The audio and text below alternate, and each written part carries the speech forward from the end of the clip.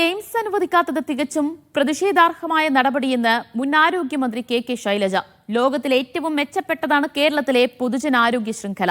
കേരളം രൂപീകൃതമായതു മുതലുള്ള സർക്കാരുകളുടെ ശ്രമങ്ങളാണ് നേട്ടത്തിന് കാരണമെന്നും കെ ശൈലജ പറഞ്ഞു.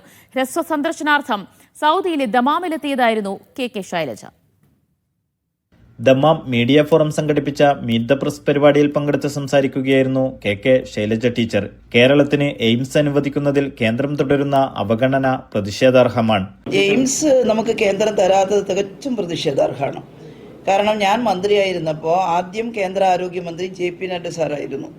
3 തവണ എയിംസിന് വേണ്ടി മാത്രം ഞാൻ അദ്ദേഹത്തെ കണ്ടിട്ടുണ്ട്.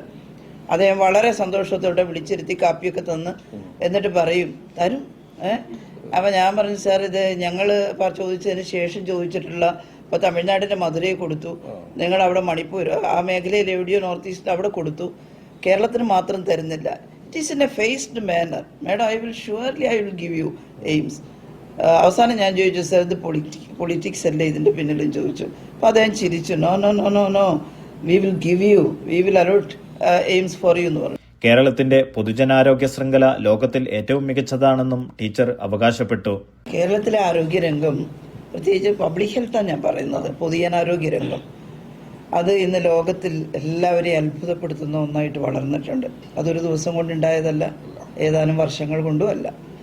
നമ്മൾ കേരളമായിട്ട് രൂപം കൊണ്ട് 56-ലാണല്ലോ. 57 തെരഞ്ഞെടുപ്പ് നടന്നു.